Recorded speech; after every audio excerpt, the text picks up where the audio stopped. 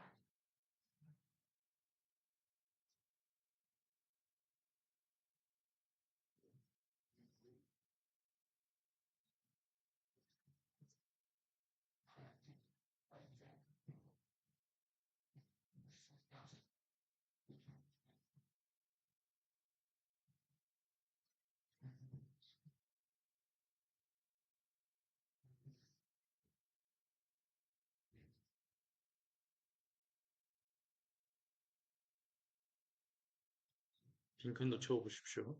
거기 거기에도 빈칸이 있습니다. 우리가 배웠던 개념도 있지.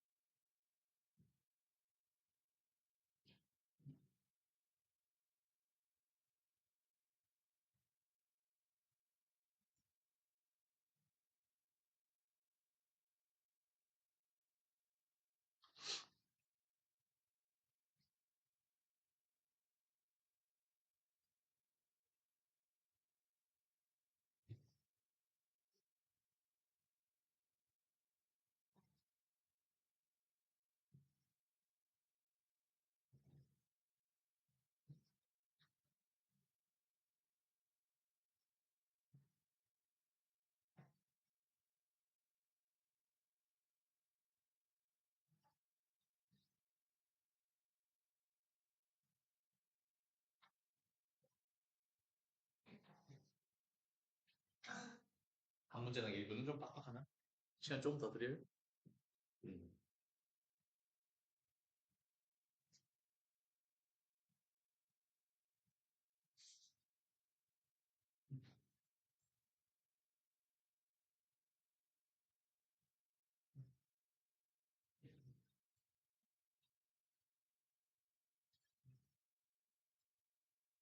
이거 쳐야 돼요.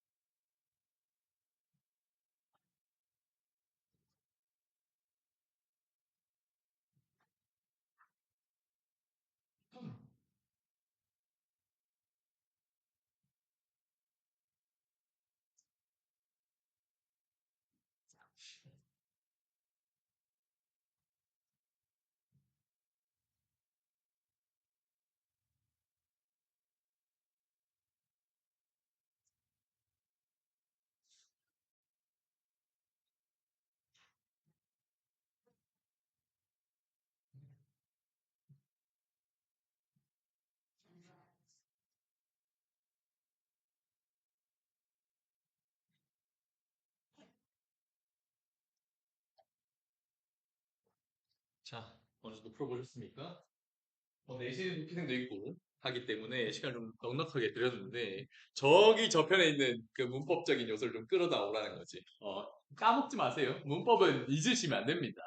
왜냐면 결국 그 문법은 쌓이고 쌓이고 쌓여서 문제로 출제되는 거기 때문에 지나갔다고 해서 다 까먹으셔도 되는 게 아닙니다. 물론 당연히 문학과 비문학 그렇지만 특히나 이거는 암기 영역이 좀 있기 때문에 늘 까먹지 않도록 복습을 하셔야 되고 같이 한번 보자. 자, 1번. 보기의 설명을 참고할 때 기억을 분석한 내용으로 적절하지 않은 것은 일단 보기에 빈칸이나 채워보자고. 그 지금도록 한 거 있지 않습니까? 형태소의 정의가 뭔데? 뭘 가진? 뜻을 가진 혹은 의미를 가진 이라고 쓰시면 되겠죠. 형태소라는 뜻을 가진 가장 작은 말의 단위인데 그러니까 의미 가진 것 중에 가장 작은 거야. 그러니까 반대로 말하면 얘를 쪼개면 의미가 사라진다는 거죠. 가장 작은 말의 단위라는 것은 더 이상 나눌 수가 없으며 그러니까 원래의 뜻이 사라진 것을 얘기한다라는 거. 그래서 예문이 나왔어. 기억이라고. 우리 아기만 맨발로 잔디밭에서 놀았다. 가지고 이제 보기를 보고 문제를 풀면 되는데, 맨 처음이니까 그래도 한번 나눠보자. 그 형태소 분류를 할 때 제가 뭘 나누라고 했습니까? 가장 먼저.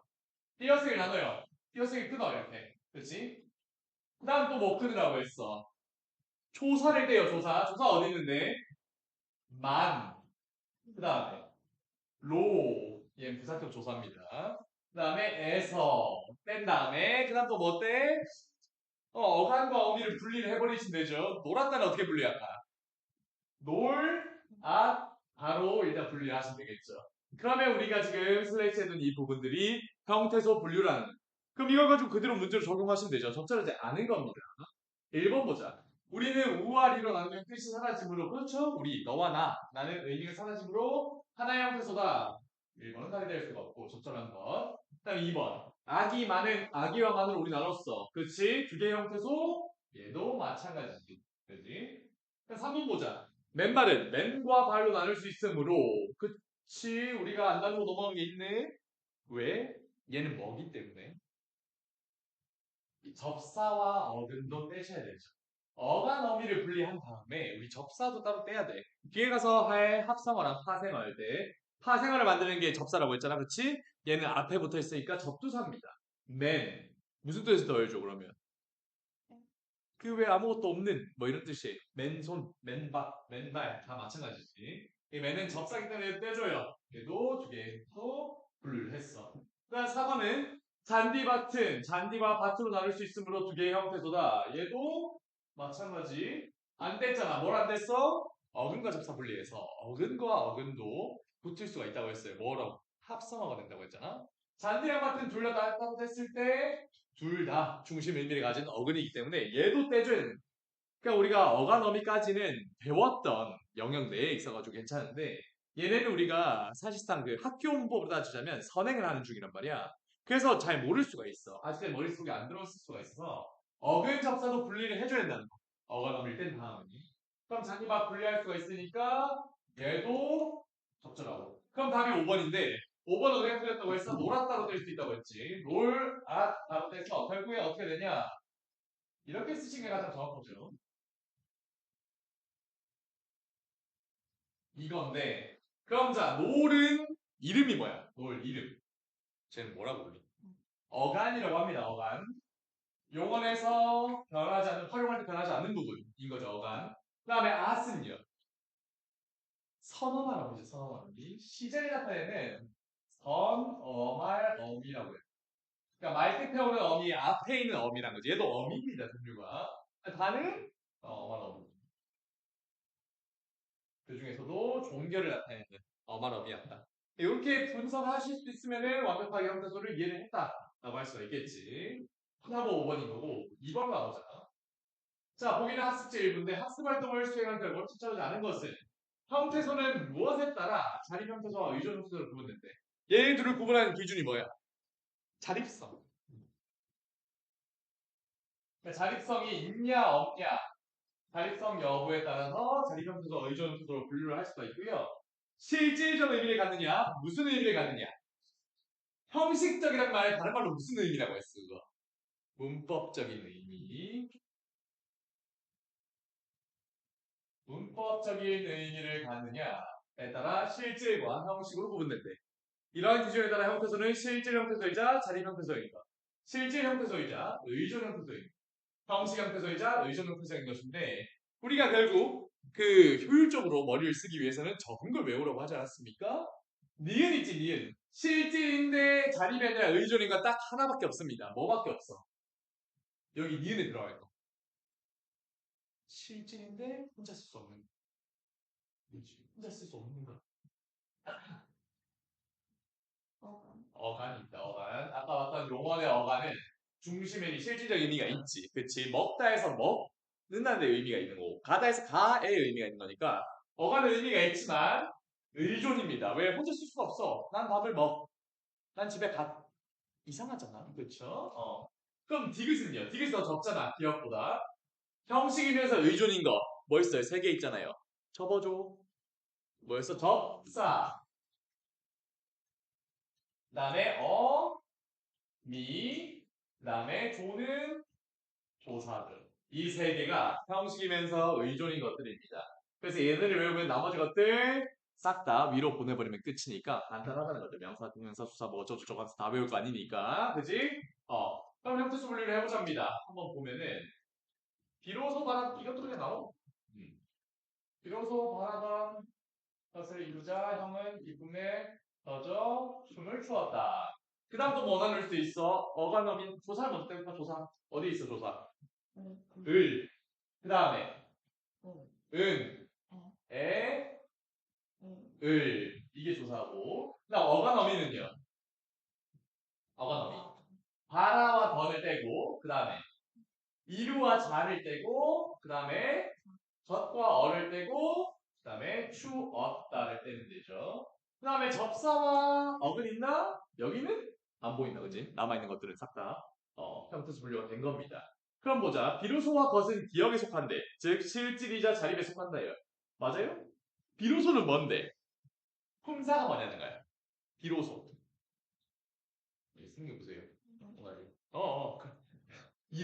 이런 느낌을 생긴 것들은 무사합니다. 드디어 같은 거잖아요. 비로소라는 거. 마침내 라는 의미죠. 그다음 겉. 겉의 이름이 뭐야? 진짜 이름 있잖아요. 품사는 뭔데? 품사는 뭔데? 겉. 바라던 것이래. 바라던 것. 명사의 명사. 겉은 명사인데 근데 이름이 앞에 붙어 있잖아. 무슨 명사라고? 겉. 문장에서 혼자 쓸 수 있어? 의존명사. 의존명. 얘의 플레임은 의존명인데 내가 이 얘기를 하는 이유는 얘를 구분할 때, 그러니까 국어를 조금 더 아시는 분들은, 문법을 좀 더 아는 분들은 오히려 헷갈릴 수 있지 않을까 생각했어. 왜냐면 얘 이름이 의존명사잖아. 그럼 얘 의존 형태소인가요? 할까봐 그래. 얘는 명사입니다. 명사라는 건 잔임이자 실질이란 거지. 그지? 그럼 얘 의존은 뭔데요, 이름이? 이 의존은 문장에서 쓰일 때의 의존이라는 거예요. 무슨 말이냐면 우리가 지금 배우는 형태소나 단어의 형성 같은 거 있지. 그거는 형태론이라 그래요. 형태론. 국어의 문법에서. 무슨 론 이렇게 갈라지는데 형태론. 그러니까 단어를 형성할 때 어떤 부분이냐를 물어보는 거고 얘가 붙은 의존이란 건 왜 의존이 붙었는데 의존 명사 앞에 뭐가 와야 되나? 그냥 간단히 써드릴게요. 그러니까 의존 명사라는 건 문장에서 쓰일 때야. 그러니까 단어가 만들어질 때가 아니지. 항상 앞에 뭐가 와야 되는데 무슨 어가 와요. 할 것, 바라던 것, 먹을 것, 내가 지금 앞에 말한 붙여놓은 이 형태 있지 앞에 다 무슨 형태야? 새 것, 관형어 형태죠. 얘는 관형어의 수식을 받아요.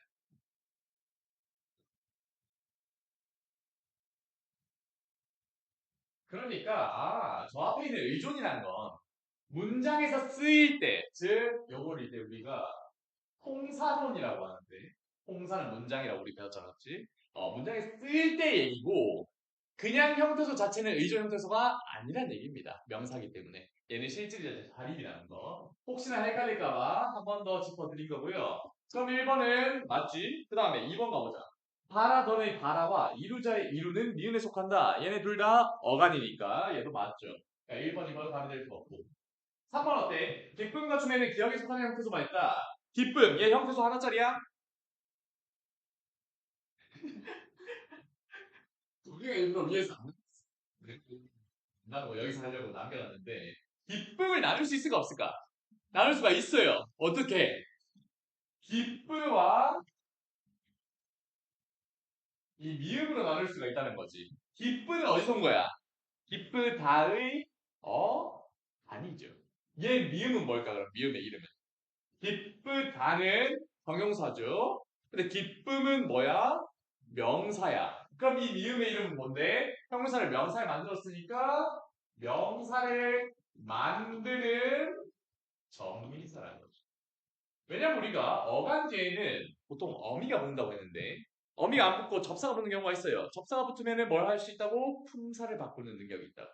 얘는 명사로 바꾸는 능력이 있다. 춤도 마찬가지지. 왜? 추다. 라는 동사에서 어감을 떼가지고 미음을 붙여서 춤이라는 명사를 만들었다. 그러면 답은 얘네요. 그렇죠? 빠르게 넘어갑시다. 자, 그 다음에 보기를 설명을 참고할 때 보기 이의 기억들 이유죠. 합성어에 해당하는 말. 하나의 형태로 이루어진 단어를 뭐라 그래? 뭐라 그래? 둘 이상의 형태로 이루어진 단어를 복합어라고 해요. 우리 단어의 형성에서 나는 거지. 복합어에는 두 종류가 있어. 손수레와 같이 둘 이상의 어근으로 이루어진 단어는 아까 얘기했듯이 합성어다. 근데 사행꾼처럼 접사가 하나라도 붙는 경우에는 파생어라고 말을 했었죠. 이 분류는 기본적으로 알고 계시고 합성어나 파생어는 복합어에 들어간다 라는 거지. 그러면 간단하게 나눠보자. 자, 그러니까 합성어, 파생을 나눌 때는 크게 두 덩어리 나누는 거야. 단어가 있으면. 어떻게 나눌 건데? 물고기, 지우개, 심술쟁이, 책가방 이렇게 나누면 되겠네요. 자, 물, 고기 둘 뺐어. 물과 고기는 둘 다 뭔데? 중심 의미인 어근이죠. 여기서 어간이라고 하시면 안 됩니다. 어근이죠, 어근. 그럼 기억은 합성어잖아. 니은 어때? 지우개는 지우다에서 온 지우 있지, 지우. 어간입니다. 내가 헷갈릴까봐 일부러 얘기를 하는데 어간은 어근이 될 수 있는 겁니다. 근데 반대는 안 돼. 어근은 어간이다. 이거 아닌 거예요. 어간은 근데 어근이야. 얘는 중심 의미가 있으니까. 그럼 걔는 뭔데? 얘는 접사입니다. 그렇죠? 얘는 뭔데? 그 도구. 앞에 것을 하는 도구라는 의미를 주는 접사죠. 그럼 얘는 파생어고. 심술쟁이는 어때? 심술? 얘 명사죠, 명사. 얘는 어근이죠. 근데 쟁이는요? 무슨 쟁이? 개구쟁이. 이런 식으로 붙어서만 쓸 수 있는 접사입니다. 얘도 그런 특성을 많이 가진 사람이라는 뜻을 더해줘요. 그러면 답은 뭔데? 기억과 리을이 이제 합성어라는 거지. 여기서 이제 합성어를 고르라고 했으니까 2번이 되겠죠. 책가방도 어차피 책가방 둘다 어근이죠. 얘는 간단하니까 넘어가고요. 그 다음 보기를 바탕으로 단어 형성법에 대해 탐구한 것으로 독차하지 않은 겁니다. 단어에서 뭘 나타내는 중심 부분? 아까 말했듯이 실질적 의미를 가진 중심 의미를 가진 부분을 어근이라고 한다. 그리고 어근에부터 그 뜻을 더하는 부분, 그러니까 제한하는 혹은 수식하는 이라고 말하는 그런 부분을 접사라고 하는데 뭐 밑에 거를 했던 거지. 뭐 접사의 결합, 화면 파생하고 이런 것들. 바로 그냥 문제로 가자. 접사를 나눈 거잖아. 자, 치솟다는 접사가 어근에부터 뜻을 더하고 있으면 파생어래. 얘도 나눠보자. 자, 치솟다예요. 치는 뭔데? 치.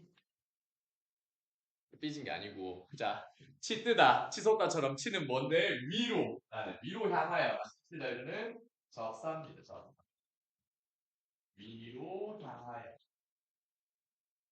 그러니까 위로 솟다는 거죠. 올라간다는 거지. 그럼 파생어 맞고. 밤하늘은 어때? 밤과 하늘. 얘는 나누기 쉽네. 성어네요. 지우개 아까 했어. 걔는 어떠한 도구였고. 닭고기도 닭과 고기로 나눌 수가 있는데 얘도 마찬가지로 둘 다 어근이니까 합성어입니다. 이까지 쭈르륵 했을 때 순식간에 가잖아? 4번 어때? 나무꾼과 건북다는 모두 실질적인 뜻을 가진 언어끼리 결합했으므로 합성어군. 보자. 나무꾼, 건북다 나눌 수가 있죠. 나무꾼은 어때? 꾼은 한약꾼처럼 얘 어떠한 일을 하는 사람이라는 뜻이고 얘는 접사입니다. 그래서 합성어가 될 수가 없다. 그럼 건북다를 합성할 파생어야. 얘는 뭐라고 합친 건데 검다와 북다가 합친 거예요. 그럼 둘 다 어근이기 때문에 검북 둘 다 어간이니까 얘는 합성어 맞습니다. 뒤에 건 합성어 맞는데 앞에 것 때문에 틀린 겁니다. 체크를 해두시고 그 다음 보자. 자 여기 보기 기억에라는 것만을 보기 2에서 있는 대로 보는 것은 합성어는 명사와 무엇의 결합? 명사의 결합. 예를 들어서 뭐라 붙지? 동사적 합성어, 비동사적 합성어. 용어의 무슨 형? 반형. 반형사 형태의 명사의 결합. 그 다음에 부사와 용어의 결합처럼 어근과 어근의 연결이 우리말의 어순이나 단어 배열법과 일치하는 것. 여기가 이제 포인트입니다. 통사적 합성어라는 건 뭐냐? 문장 순서가 우리말 순서와 같다는 거예요. 그러니까 순서가 같이 결합됐을 때 단어가. 그때 우리는 통사적이라고 한다. 그러니까 관형사형이 명사를 꾸며줄 수 있잖아. 부사가 용언을 꾸미잖아. 이거 우리말에서 틀린 게 아니지. 그럴 때는 통사적 합성어를 해. 근데 비통사적 합성어가 있지. 용언의 무엇과 용언의 어간과 냈다 그냥 명사가 결합되어 버리는 경우가 있어요. 늦잠처럼. 그치? 그 다음에 용언의 무엇에 어간에 뒤에 어미가 와야 되는데 연결 어미가 안 오고 어미 없이 어간 어미 이 순서로 돼 있으면은 그것 또한 우리말 순서에 어긋나는 것. 그거를 뭐라고 한다? 비통사적 합성어라고 그래. 그럼 한번 보자고. 지금 기억은 통사적 합성어니까 우리말 순서에 만냐만 보시면 돼요. 한번 나눠봐봐. 얘도 둘로 나눠요. 덮밥, 돌다리, 하얀색, 녹푸르다, 잘생기다. 이렇게 나누면 되겠죠. 자, 그때 덮은 뭐야? 덮, 어디서 뭐야? 덮다에서 왔겠지. 덮다의 어간이죠. 그럼 얘는 뭐냐? 어간 플러스 명사란 얘기예요. 얘 형태는 이거야. 밥은 명사니까. 근데 어간이 명사를 꾸밀 수가 있어? 아니, 꾸밀 수가 없어요. 원래라면. 어떻게 돼야 돼? 관형사형이 돼야 돼. 그럼 우리말 어순에 맞는 합성어가 되려면 뭐 어떻게 되겠어? 덮은 밥이 되는 거예요. 우리가 쓰기 되게 어색하지. 덮은 밥을 안 쓰니까. 그러니까 얘는 비동사적입니다. 돌다리는요? 얘는 쉽지. 얘는 명사 플러스 명사니까 우리말 순서에 어긋나지 않는 것. 통사적 합성어. 돌다리 체크해주고. 하얀색은 어때? 하얀은 어디서 온 거야? 하얗다에서 하얗인데 그 어간에서 뭐가 된 거야? 근데 니은이 붙어가지고 관형사형이 된 거죠. 색을 꾸밀 수 있으니까. 그럼 얘도 이렇게 꾸밀 수 있으니까 이것도 맞네. 관형사형 플러스 명사 맞고 높으르다는 높다와 푸르다가 합쳐진 건데 높은 어간이죠. 그 어미 어디 갔어? 어간과 어간은 연결할 때 어미가 있어야 되는데 얘는 없잖아. 없는 상태로 연결됐으니까 얘는 비동사적 합성을 한 거예요. 그러니까 어간 뒤에 바로 어간이 와버리는 그런 형태다. 그때는 비동사다. 마지막으로 잘생기다는요. 생기다는 동사겠죠. 잘은 뭔데? 잘. 부사의 부사. 부사. 그럼 부사는 요거에 꾸밀 수가 있으니까 얘도 동사적 합성어구나. 그러면 골다리 하얀색 잘생기다가 있는 4번 답이겠지. 그지? 그 다음 보자. 보기 기억부터 미음에 들어갈 어휘예로 적절하지 않은 것은 한번 봅시다. 통사적과 비통사적의 예시가 한번 나와 있고 기억은 뭐래? 체험 플러스 용언이래. 나눠봐봐. 자, 낯설다 나눴어. 낯은 뭔데요? 얼굴을 의미하는 거예요. 얼굴, 체면, 얼굴 그걸 얘기하는데 설다는 용언이니까 체험 플러스 용언 맞네. 그지? 그다음 첫사랑은 첫이 뭔데? 첫 뭔데? 얘 품사가 뭐냐까 품사가. 첫은 관형사입니다. 그렇죠? 관형사. 그럼 얘가 꾸밀 수가 있으니까 관형사 플러스 체험 맞네요. 그다음 뜬 소문은 이렇게 나눌 수 있겠지. 소문은 명사인 거 알 거고 뜨는 뭔데? 뜨다에서 온 그 뜨라는 어간에다가 뭐가 붙은 거야? 관형사형 어민 니은이 붙은 거죠. 그래서 뜬 소문 관형사형 체험 맞아요. 그러니까 덮밥은요 용어의 어간 체험 잠깐 했었지. 덮다에서 온 거라고.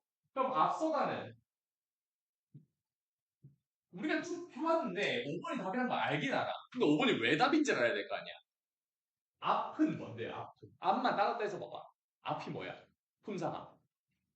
명사야, 명사. 얘는 명사. 그럼 얘는 명사 플러스 용언이구나. 늘 봐야지. 용언의 어간이 아니죠. 앞은 명사라는 거. 그래서 답이 5번이 된다는 얘기입니다. 동사적, 비동사적 합성어는 좀 어려운 개념이니까 잘 이해를 하고 넘어가야 된다. 그 다음 이제 파생어로 넘어왔네. 보기는 사전 활용하기 수업의 한 장면이다. 학생들의 활동 결과로 적절하지 않은 것은 파생어라는 어근의 접사가 결합하여 형성된 단어인데 그런데 파생어는 접사에 본래 단어의 품사가 변화되는 경우와 변화되지 않는 경우로 나뉩니다. 다음은 사전에서 찾은 단어들인데 제시된 단어들의 접사가 결합된 파생어를 찾아보고 분석해보자 합니다. 더욱 여기 옆에 있는 게 힌트입니다. 얘 부사란 얘기야. 얘 형용사란 얘기, 얘는 동사란 얘기입니다. 그러니까 품사를 참고해서 보라는 거야. 1번 보자. 더욱이는 더욱의 어근에 접사 이가 결합된 파생어로 더욱과 품사가 다르겠군. 혹시 이가 뭔지 아십니까? 우리 그 연결 그 문장 연결할 때도 한번 나왔었는데 아는 문장 이어준 문장 할 때. 그 얘는 접사는 접사예요. 근데 얘 이름이 뭐냐? 부사를 만드는 부사 파생 전미사예요. 이가. 그렇다는 말은 얘가 붙는 순간 부사가 된다는 건데 더욱은 우리가 위에서 확인했듯이 얘는 부사야. 부사의 이가 붙어 부사가 됐어. 그럼 품사가 바뀌었어, 안 바뀌었어? 안 바뀌었어요. 그래서 여기가 틀려서 1번이 답이 되는 겁니다. 얘는 품사를 바꾸지 않아요. 전미사가 모두 품사를 바꾸는 건 아니라는 거 기억을 좀 해두세요. 나머지 것들은 크게 어렵지 않을 것 같고. 다음 자 마지막 문제. 다음은 접사와 어근의 결합 양상에 대해 수업 중 발표한 내용이다. 이에 대한 학생들의 반응으로 적절하지 않은 것은 발표 내용 보자. 어근에 무엇이 결합되면 어근의 의미가 되어지는데 접두사. 여기 예시를 봐야겠죠. 선무당은 무당이라는 어근에다가 접두사가 붙으니까 여기 접두사라고 붙이면 되겠고 서툰이라는 뜻을 더해준다라는 거고 분사에도 마찬가지죠. 그다음 발표 2는 어근에 뭐가 더해지면 꾀보에다가 전미사 보래. 여기 전미사네. 위에 붙는 접사의 경우 그 다음에 3번 어근에 전미사가 결합하면 품사가 바뀌기도 한데 여기는 의미를 더해주는 거잖아. 그렇지? 예를 들어서 사랑은 뭔데? 사랑은 명사예요. 근데 사랑하다는요. 동사로 바뀌는다. 품사가 바뀌는 경우가 있다라는 거지. 요 세 가지 경우가 있다는 거죠. 단어 형성에서. 그럼 지금 적절하지 않은 거니까 하나씩 보자고. 발표 1의 내용 중 군말, 군사의 군은 쓸데없는 의미를 어근에 더해준다. 그렇지? 군은 접사라고 하잖아. 접두사인데 뜻을 더해주는 거예요. 접두사는 대부분의 경우 품사를 안 바꾸죠.